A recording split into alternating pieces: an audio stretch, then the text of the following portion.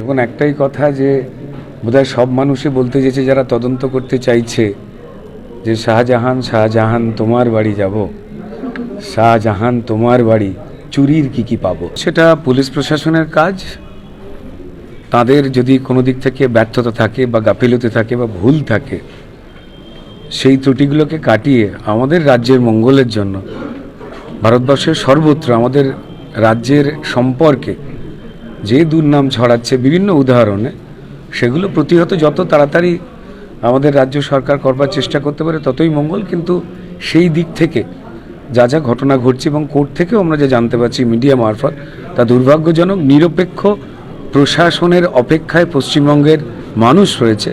শুধুমাত্র শাসক দল যে পতাকা নিয়ে রয়েছে, যেন প্রশাসন, মাননীয় মুখ্যমন্ত্রী যেন শুধু তাঁদের না হয়ে যান, এটা আমাদের সবার কাছে অনুরোধ আর কি। দাদা এটা দাবি করেছেন যে শেখ সাহেবকে লোকসভা বিল লাদেনের সঙ্গে তুলনা টানছে। দেখুন, খুব দুর্ভাগ্যজনক যা ঘটনা ঘটেছে।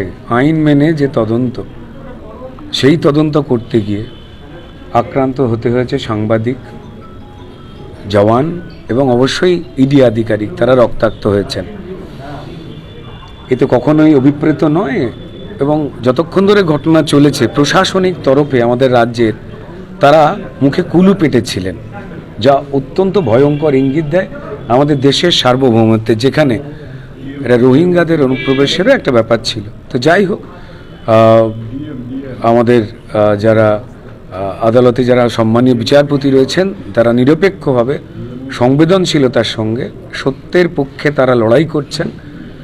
আমরা যে দাবিগুলো তুলছিলাম, কার্যত দেখতে পাওয়া যাচ্ছে সেই দাবি বা অভিযোগগুলোর আঙুল সঠিক ছিল। আমরা চাই দ্রুত এই ধরনের যে কোনো প্রশ্রয় সেইগুলো বন্ধ হোক। যে শাহজাহান তোমার বাড়ি যাব, শাহজাহান তোমার বাড়ি চুরির কি পাবো।